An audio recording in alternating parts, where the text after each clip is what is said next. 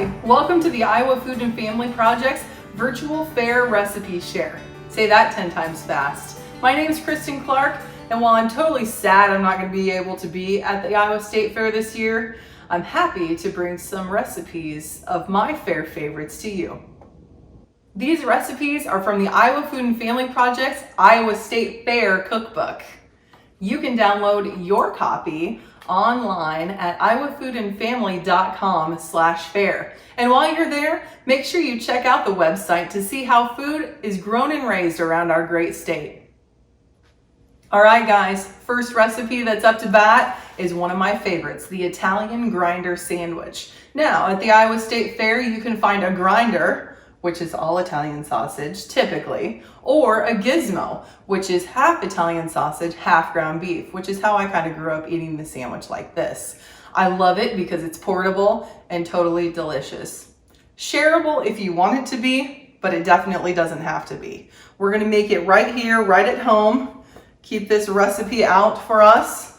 Let's get started, okay? First thing you're gonna do is preheat your oven to 450. I did that a little bit earlier, so we're kind of ready to go. Another thing that you can do, which I'm not going to do it today because we're gonna eat these right away, but a good thing that you can do, we've got these sturdy brat buns, okay? These are not hot dog buns that we're gonna make with this recipe because you have to have something sturdy, because by the time you get your cooked meat, a little sauce and some cheese in there, it might break down a hot dog bun. So get a nice sturdy brat bun. If you want, you can take a little butter. I got my trusty butter pig here. You take a little butter and smear that on the inside of the brat buns. It will make a layer that won't let all that moisture penetrate and won't lead to your buns breaking down, because we don't want that. But like I said, I've got a bunch of hungry people in here today. They're gonna eat these right up right away, so I don't have to worry about that. But if you want to, if you're taking these tailgating or even serving them up in the field during harvest, definitely a good option. Rub a little butter on your buns and fill them up, and they will be tasty. All right, so we'll just leave the buns back here, okay? First thing we're gonna do, I'm going to preheat my little cooktop here as well. I need to, and I didn't know if I should do this on camera or not, because if you're like me, you're gonna know that I have a weakness around onions, and I might start crying. And honestly, I feel like crying because the Iowa State Fair isn't happening this year, but we're making the best of it. We're gonna make a ton of awesome food today. We're gonna celebrate the history and the heritage of the Iowa State Fair. And history and heritage and food and farming is what Iowa Food and Family Project is all about. So whenever you care to learn more, join the, I believe it's 135,000 food-minded Iowans that subscribe to our Fresh Pickings e-newsletter, and you can kind of learn about what's going on with ag in our state. Since we don't have the state fair this year, we're gonna make all this tasty stuff. I'm actually going camping with my family to celebrate the Iowa State Fair. We're not camping, of course, at the fairgrounds. We're camping off-site, but we're gonna celebrate with some of my favorite foods. You know, the food tradition at the Iowa State Fair is obviously one of the most important traditions that we know. Okay, I'm chopping half an onion here, and we can get it pretty fine. Not like I just chopped the first part of it, but we'll just get it chopped up here nice. We've got to build a little bit of flavor underneath that meat, okay? But those food traditions at the fair, you know, they just didn't start 10 years ago, 20 years ago. I mean, they've been happening for, well, over 150, 160 years. Celebrating fun times with family around the dinner table is about the best thing you can do, in my opinion. Okay, so I've got half an onion here. And when you're at the state fair doing it all together with your big Iowa family, that's even better. So we're gonna have to wait till 2021 for that, but I'm already looking forward to it, and we're already looking forward to seeing you then there. Let's take the butter pig out, because you know, no one should ever saute an onion. Oh, it's starting to burn my eyes without a little butter. Woo!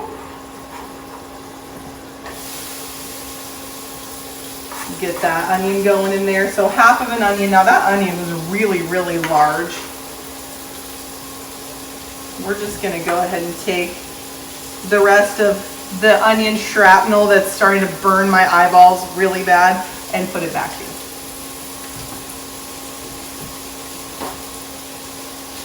All right, so next I need a little bit of red pepper. I like to sneak the veggies in the kids' meals when they, are least expecting it. My daughter loves to have grinder sandwiches. It's kind of like her birthday meal, so that's good. We're going to put a little dice on these too. I find that it's very difficult to talk when I'm chopping something that's really close to my fingers. I don't really want to lose a finger. But I'm really sad that I won't be able to see, you kind of have those fair friends that you see, right? Every year you run into the same people, get to catch up. Nobody needs social media when you're catching up with your fair friends at the fair. I'm no chef, I'm a home cook, so don't make fun of my knife skills. But we are just going to continue to build awesome flavors for our delicious sandwiches. And like I said, these sandwiches are huge, you guys. So, if you got a really big appetite, go for it. Eat it up. But totally could split it in half with someone, be just right.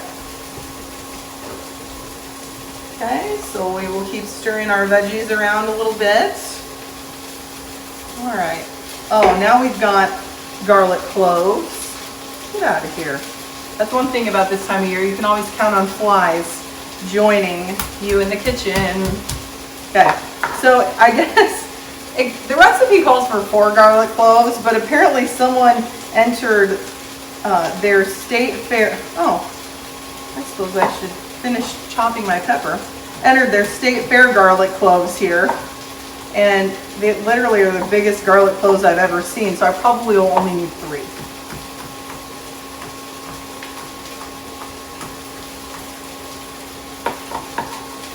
Throw the rest of that in there. We don't want to waste anything. Waste not, want not. All right. Look at that. Oh my gosh, and I have huge hands, you guys. This garlic clove is huge. I'm pretty sure it was supposed to be entered in an Iowa State Fair contest. Holy smokes, it is large. One of my favorite things to do at the fair actually is to go, it's on the last Saturday of the fair, I love to go to the ag building and see all of the flowers, the dahlias and everything, but it's also the end of the fair, so it's bittersweet for me. The ag building also hosts a ton of really fun vegetable growing contests. You can go see big ears of corn or perfectly matching sets of apples. And I love to see the talent and expertise of the people of Iowa kind of come through in that building. It's just really fun to take the kids through and show them, what people do with skills that they have learned and that have been passed down forever. Oh, trying to peel garlic that doesn't have peel on it. Okay. Look at this. Okay, I think we're only going to need 2 of these, you guys. All right. We're just going to kind of chop these up. We want to get that good garlic flavor going. And then we're going to get out of here.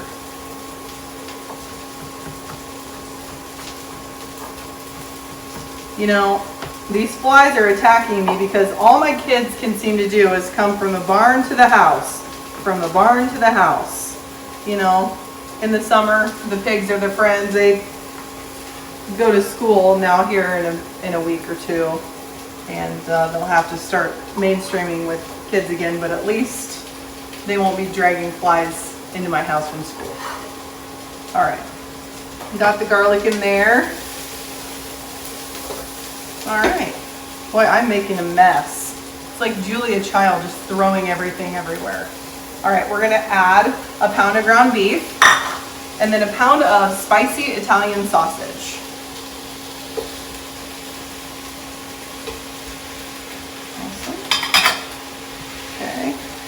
This is going to get cooking.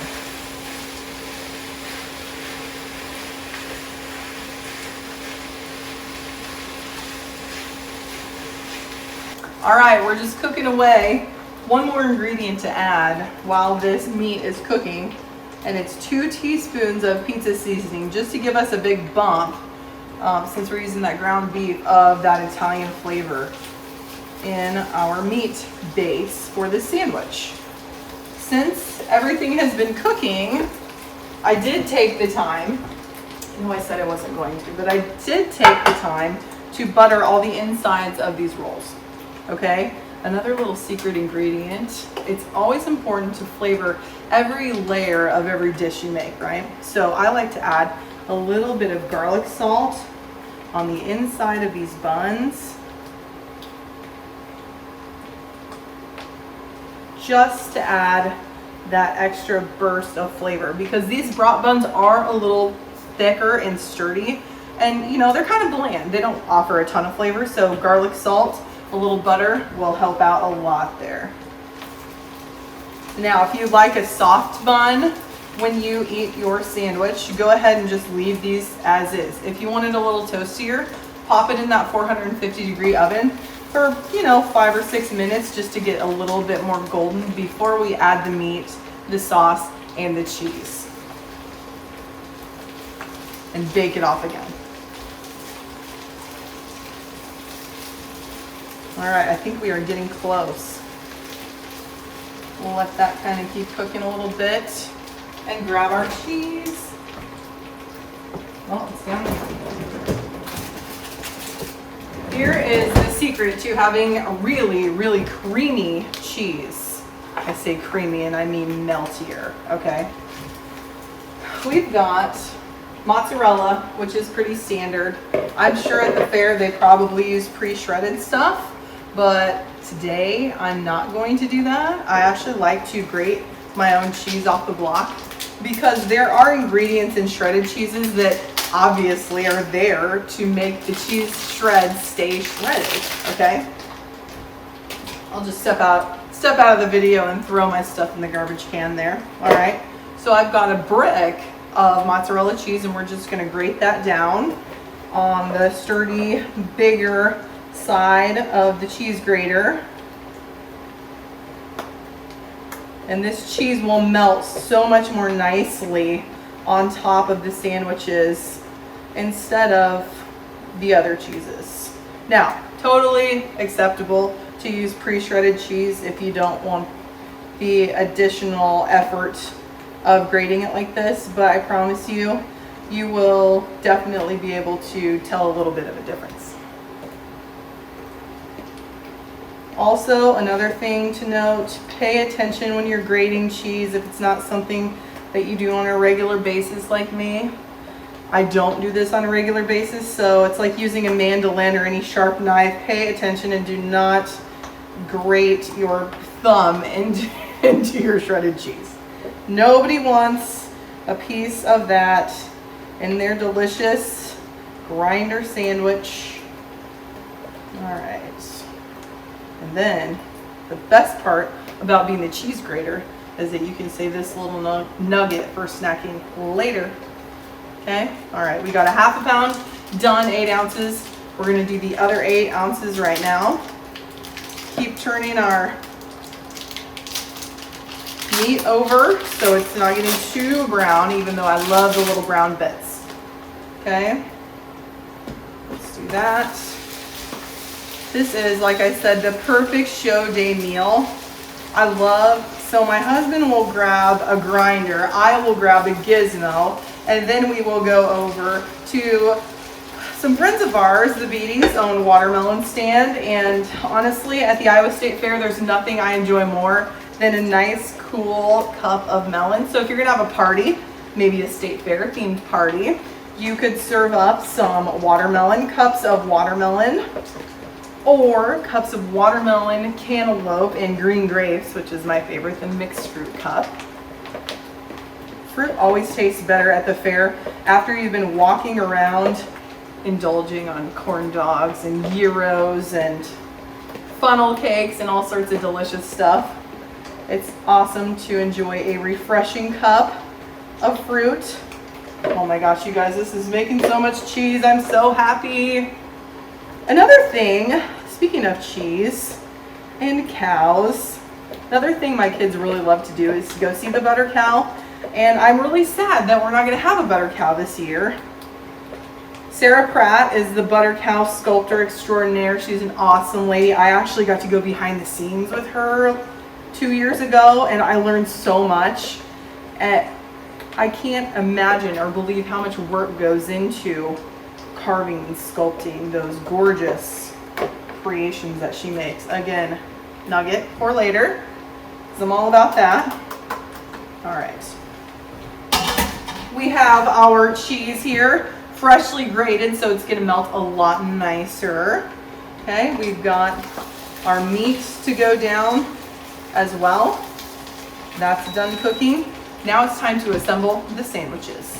All right, it's sandwich assembly time, the best part of the day, okay? So here we go. We've got our lightly buttered, garlic salted brat buns. So heavy duty buns that are gonna withstand the pressure of having, you know, nice juicy meat, lots of cheese, and a little bit of sauce, a little pizza sauce in there, okay? So first things first, 1 cup measure. Now, I don't know if your grandma ever taught you, but in this recipe book, it says a scant cup of meat, okay? So a scant cup looks about like this, all right? So not quite a cup, but definitely not a half or even 3/4. All right, so we're gonna put a scant cup of meat in every one of these buns. And don't worry, I'm just telling you right now, it's going to go everywhere. Don't be a perfectionist when you are assembling this dish, because it's not gonna go well for you, all right? Do your best. It's all gonna taste fantastic, I promise. It's going to remind you of the fair, bring you happy memories. What else do I like? Oh, this root beer is also another thing that tastes better when you're at the fair, right? All right, I got 2 more left. Ooh, I hope I have a little bit of meat left over for myself just to snack on later. Because I don't even know if I'm gonna get one of these sandwiches with all of these hungry people around. Time for school to start again, because I'm sick of making 27 meals a day. All right, we'll just leave myself a little leftover. All right. Of course, there's always that one bun that just doesn't want to open. Just gotta open up, buddy. All right, so there we go. Then what we're going to do is pile on about 2 tablespoons apiece. Now this jar of pizza sauce was a huge jar. You don't really need that much, but a nice scoop or 2 of sauce is just gonna go right over the top. I don't like too much, but it still adds to the appeal, makes it taste fair-worthy. Ooh, that one's gonna need more. Maybe I think I'm eyeballing this one. It's gonna be mine later. This is awesome because you can definitely make these ahead if you were going tailgating per se, or serving maybe a meal in the field as well. This is where we get generous. Now, there are 2 camps of people in the world.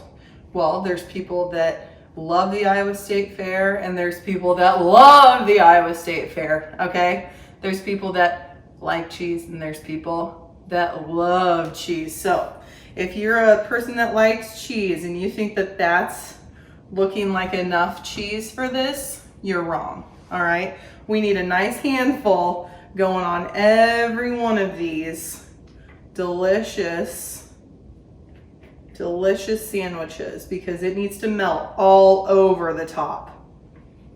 Even in the picture that you will see in this cookbook, that is not enough cheese.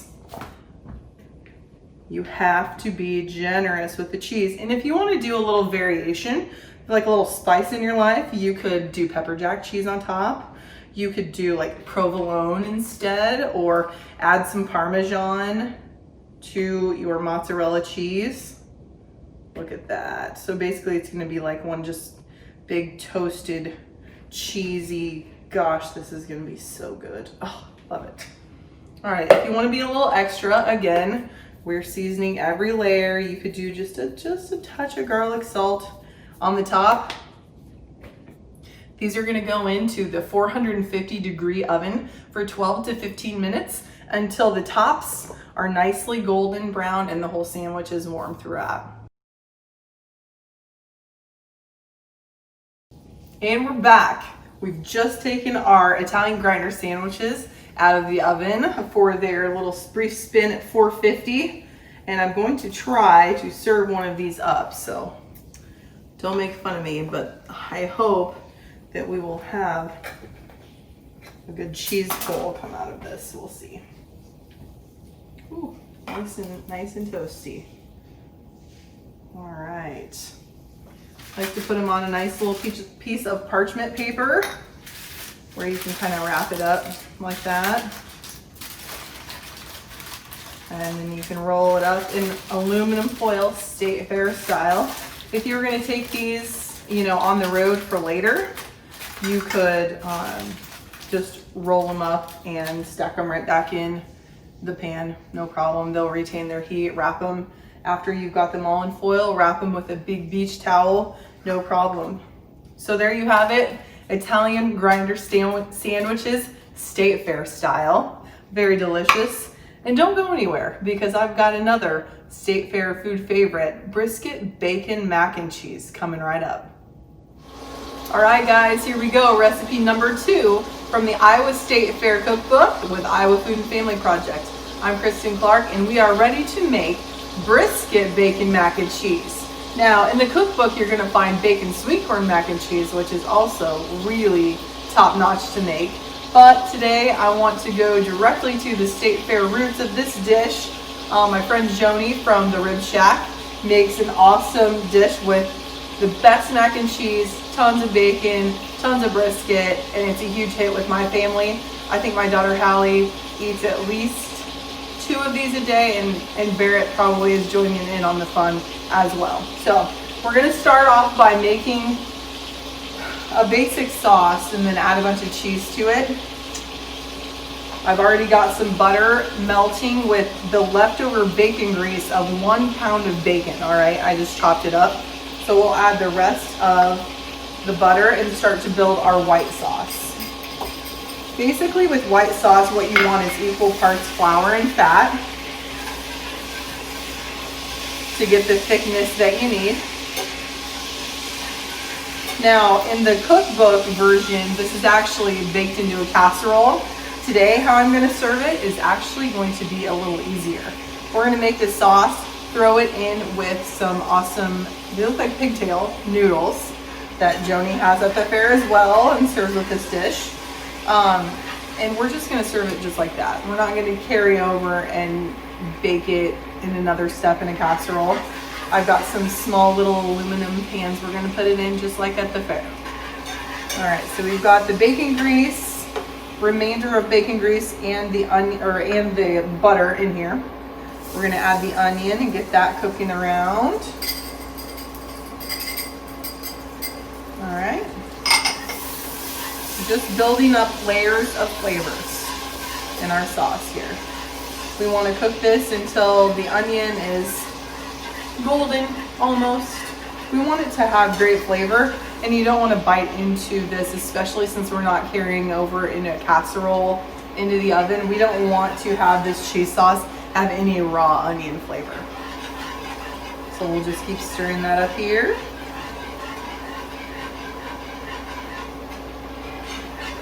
And this will take a few minutes, so we can chat about some more of my State Fair favorites. What we are going to serve next is going to be cool and refreshing after these 2 awesome meaty dishes.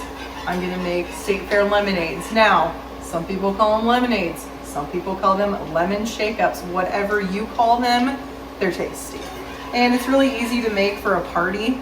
And customizable too. So stay tuned for that. Next video.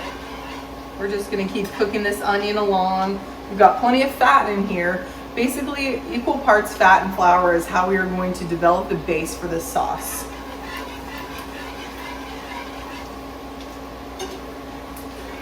It's looking good here. And once you add the flour, you definitely have to cook the raw flour taste out. So we'll smash it around with the onion in there and make sure that it all gets absorbed and incorporated. Then we will get our half and half out.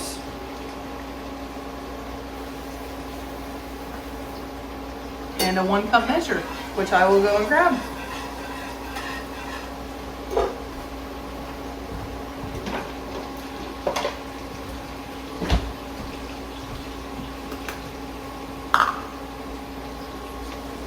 This makes a pretty big batch of sauce, but no one will complain because I have lots of brisket that I got today from Joni, who made me the brisket this morning. And I've got plenty of bacon as well to go in. And don't forget, when you're assembling these dishes, and don't let me forget, to save some of the bacon and some of the brisket for garnish on the top, because everyone likes to know kind of what goes in there. And if you really wanted to get crazy with this, you could definitely add sweet corn. It provides like an interesting crunch and a little brightness, a little sweetness to the final dish. All right, this onion's looking awesome. Now we're going to take our 1/3 cup of flour and just sprinkle it in. All right. Stir it up well. You want no flour clumps. So you've got to get it all stirred up in there nicely. And then cook it off for maybe 30 seconds or more, just to get that raw flour taste out. Got all those brown bits from the bacon grease. Oh, so good. So you got kind of double layers of flavor there. All right, as that cooks out, I'll start getting our half and half measured.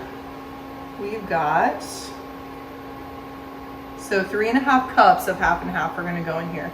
And I'm going to kind of whisk as I go.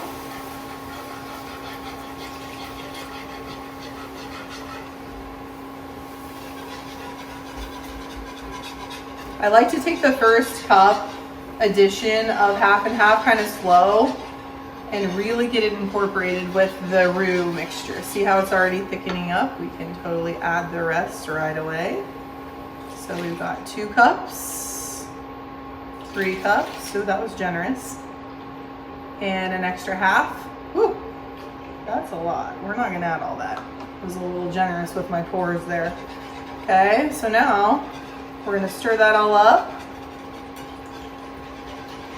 Work pretty quickly so you don't get the clumps that I kind of did there. But as long as you've got high enough heat on your, I'm about medium high right now on your cooking vessel here, you'll be good to go. Okay. So once I get all of the little clumps loosened up in that mixture and it's smooth, it looks a little unsmooth, if that's even a word, because I've got the chunks of onion in there, but again, flavor.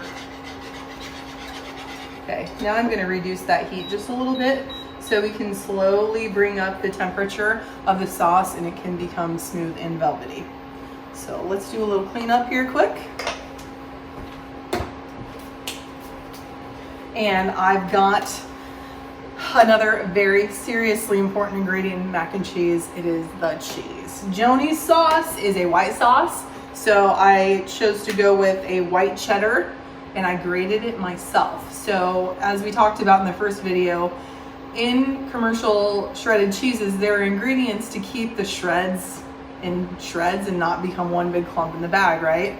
Well, I feel like sometimes it takes away from the creaminess of the final dish. So I like to buy the cheese off the block and grate it myself, especially for a cheese sauce, definitely, okay? So we've got the white cheddar, okay?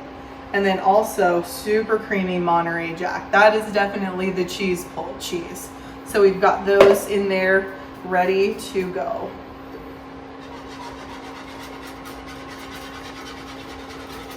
We'll wait for the sauce to kind of keep coming around here. Now typically I do this on the stove in a much bigger pot, but today, since I'm talking to you, I wanted to do it on the countertop with my little induction cooktop, which I use in the camper a lot when we're camping at the Iowa State Fair. Lots of fun memories are going to be missed this year because we're not getting together for the 2020 fair, but I think we will just have that much more fun in 2021. All right, so we're really starting to get thicker here, which is awesome. Let's go ahead and add some of our seasonings. I like to use, I measure teaspoons in my hand. Okay, so it's going to be 2 teaspoons of dry mustard powder, and you want to push out all the clumps because we don't want any clumps in there. All right, 2 teaspoons of dry mustard powder. It's going to give a little acid, a little zing to the sauce. You won't notice it so much, but you might notice it if it's not there. Okay, and then you won't need tons of salt. I like to use a little seasoned salt, about a half a teaspoon, because the cheeses that we're going to use are going to be very salty. Okay, and then if you're a pepper fan, knock yourself out. I'm not so much of a pepper fan, so I like to use maybe like a quarter of a cup or something, or a quarter of a cup, a quarter of a teaspoon to a half a teaspoon. And you can always add more pepper later. All right, so we'll get this kind of, oh look, we're getting to a great spot with this white sauce. It's time to add the cheese.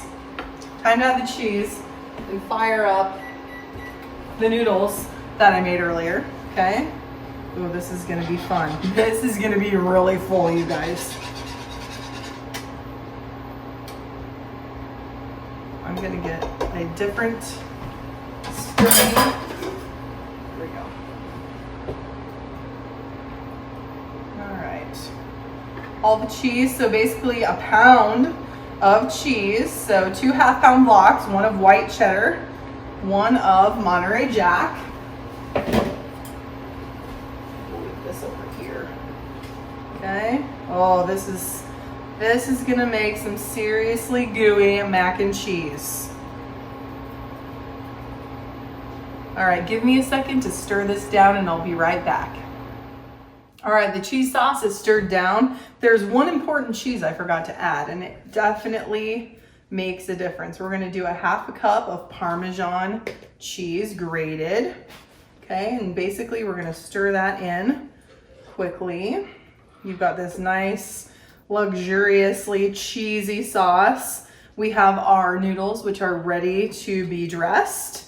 I've got a pound of bacon that's been cooked and drained, and I've got 4 cups of chopped brisket. You could get sliced brisket or make your own. I like to, well, I ordered mine today and I got the full brisket, so I just made bite-sized pieces, which I think will be really fun to serve as well. All right, so we are ready to drop this cheese sauce over our noodles. Look at that, you guys. Oh my goodness. Oh my god, you can't even see the noodles. This is gonna be the best thing ever. Okay, so we're gonna stir up the cheese sauce with the noodles quick before we add our bacon and brisket. Okay.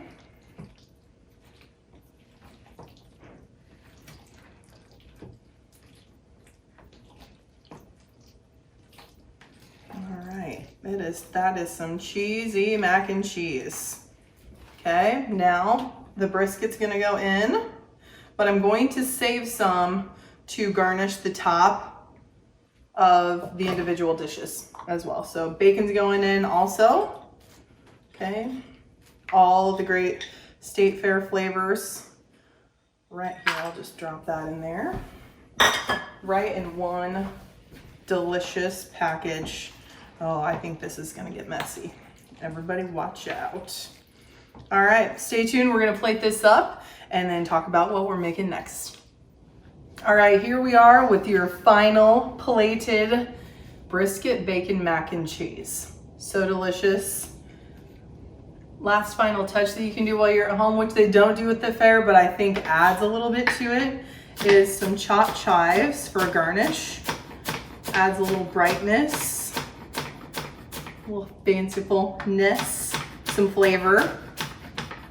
Okay, that can just a little bit can go on top of each of the final dishes.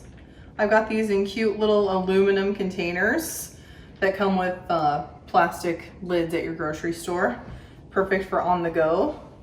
But I think if a person was smart, they would eat this up right here, right now. Stay tuned. We are going to make a bunch of different varieties of one of the all-time most favorited Iowa State Fair beverages. Stay tuned. Everybody, it's time for the final recipe in our Iowa State Fair virtual recipe share. Coming to you from the Iowa State Fair cookbook by Iowa Food and Family Project. You can find this cookbook at iowafoodandfamily.com/fair, F-A-R-E. All right, last recipe, old-fashioned lemonades and cherry lemonades. Probably the most refreshing treat aside from a cup of watermelon at the Iowa State Fair. You may know them as lemon shake-ups. I've always just called them a good old-fashioned lemonade.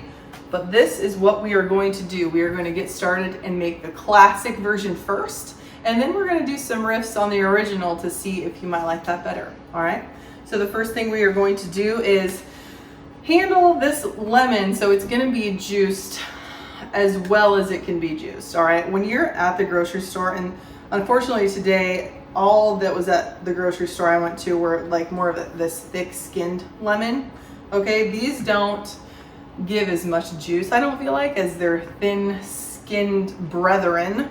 So what you need to do is kind of rub the lemon around on the countertop to get the juices loosened up. And you also can throw the lemon in the microwave as well. So you're going to need either one large or two small lemons. We'll see how much juice this actually gives off and see where we're at. And we're going to leave the seeds in there because there's no stand at the fair that's clearing the seeds out of your lemonade for you. You're going to be sucking them up through your straw just like everybody else. Got this little handy dandy gadget to roll around in there. Okay, and what they do at the fair is after they get all of the lemon juice out of these lemons, they kind of cut the lemon either in half, or sometimes they'll cut it into a quarter like that, and that's what you find in the bottom of your cup. All right, let's do the other half of this lemon and see after that if you think we need an extra lemon, because you know I'm kind of feeling a little tart today, so maybe we'll put another lemon in our lemonade.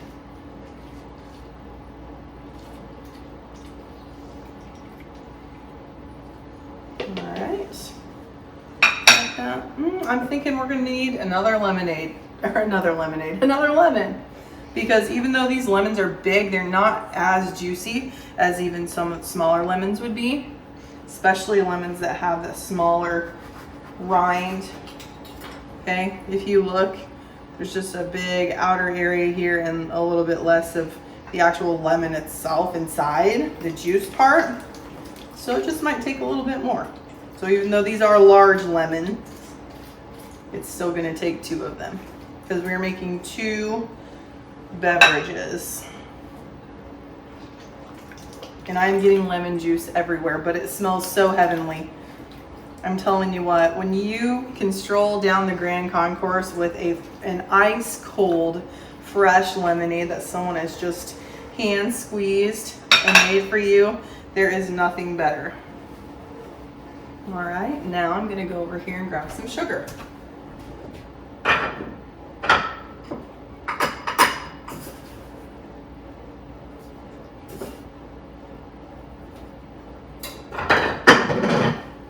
It's gonna take a half a cup of sugar, all right, and then 20 ounces of water.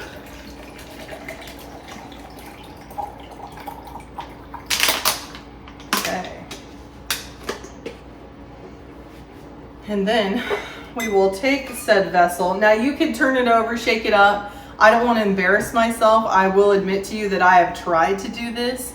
No one's going to hire me for a job at the Iowa State Fair, flipping this over, putting this cup into here and shaking it. So we're just going to call that off for today, but I will give it a nice stir before I add the ice. If you really wanted to get into it and you don't like the crunchy sugar at the bottom of your lemonade like I do, you could boil the sugar down with a little water and actually make a sugar syrup, which is fine too. Okay, we're gonna make one extra large lemonade. Fill the cup with ice.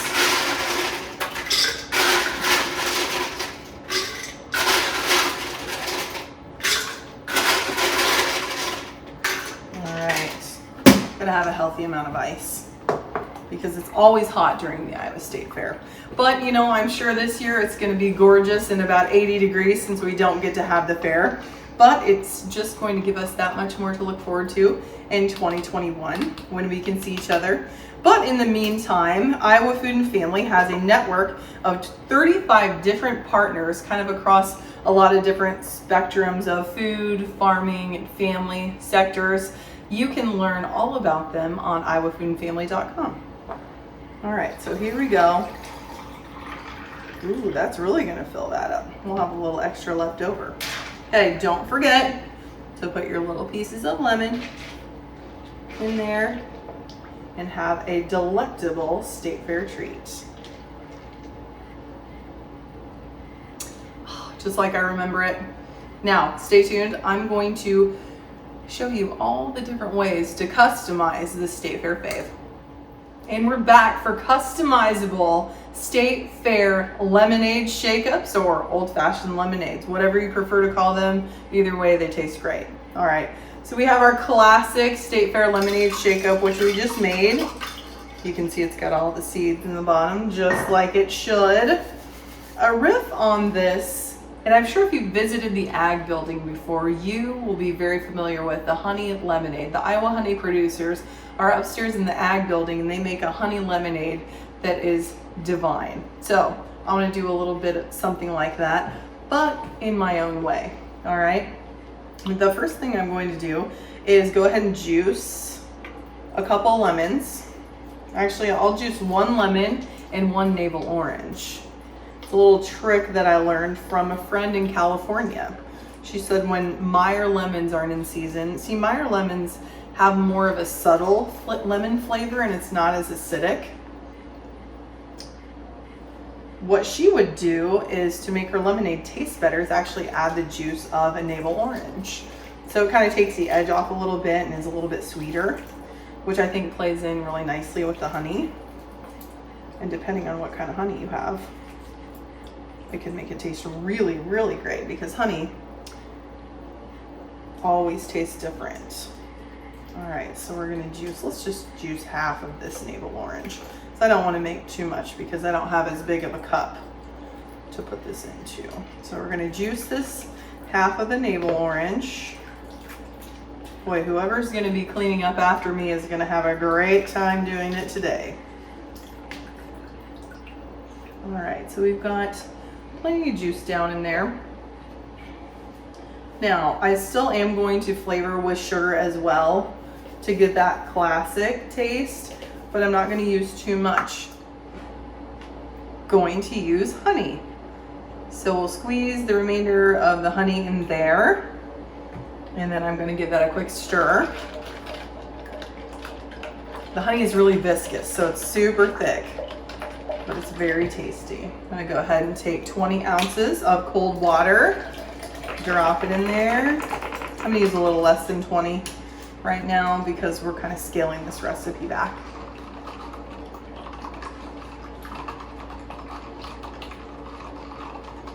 You know, in the south end of the atrium, the Varied Industries building is where the Iowa Food and Family typically has their setup, the booth space, and it's always so fun to work in there and see familiar faces from year to year.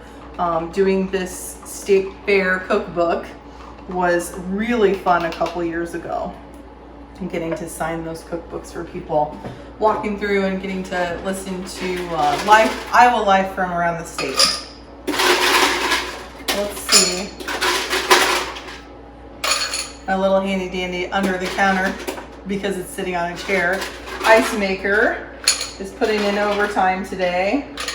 So we've got a nice amount of ice here, and we're going to, let's just make sure we stir this up along the way because that honey and sugar have accumulated probably at the bottom. You can see the golden hue of that beautiful lemonade. See how different it looks? It's from the honey and the orange juice. Makes it taste delicious. All right, so the next most classic of all lemonades is probably cherry lemonade. And if you grew up in the 80s and 90s like I did, you're probably familiar with the Shirley Temple, the classic grenadine and Sprite or Sierra Mist, whatever. I think it was Sprite. This is what we're going to use to flavor our cherry lemonades. But also, if you have kids like I do that love maraschino cherries, you probably have those laying around in your house to top a hot fudge sundae off with. Definitely get them out. Throw about 4 of them in the bottom of a glass container. We'll go ahead and go back to using the classic. This is going to be 2 teaspoons of this, okay? We're going to go back and use our classic mix here. Stir it up, get that sugar off the bottom. All right. And then pour it right in. And there is cherry lemonade. Very fun. It's awesome to have a lemonade bar for a party. If you want to get more fanciful. Now, I don't have any fresh herbs with me because I didn't grow any this year. Shame, shame. And at the grocery store, apparently everyone else wanted them today. So typically I would do mint with fresh blackberries. And what you can do is add a little sugar to the blackberries. And basically you can use this tool, or if you are fancy and have a little muddler around, you can muddle your berries in your mint or basil around in the bottom of a cup. And then you can add the classic lemonade to that as well. And you can garnish with more berries, you know, maybe on a skewer. It's just gorgeous how it turns out. Very beautiful. You could do that with blueberries or raspberries as well. And honestly, I'm gonna have to tell you a little trick of mine. Put some raspberries in with your cherry lemonade. You can thank me later. All right, last little party trick before I let you go today. How can we make awesomely beautiful cups to serve this gorgeous lemonade and make it look fancy without a ton of effort? Here we go. All right, we're gonna take honey, drizzle it on the plate, okay? Just like that. Isn't it just beautiful? Iowa honey right there. Okay, we're gonna take our glass. Oh wait, we have to pick what color. Let's do red. We'll do for the cherry lemonade because it'll be prettier. Okay, we're gonna put that over here. These are just little, it's like sanding shimmer sugar for cookies. You could totally use regular sugar, no worries, whatever you want. Take the rim of your glass and we're gonna rub it around in that honey. You could also use corn syrup if you'd like. We just want to get that extra sticky, okay? So you've just got your rim with honey around it. And then we're gonna do the same thing and drop the edge of that glass into the shimmer sugar or whatever sugar or salt, you know, if you're making other things. But that's what you're gonna get. And we could totally put some cherry red raspberry. Oh, that's not gonna be good, is it? Lemonade right inside. Let's get some ice cubes, throw those in there, finish it off just perfectly.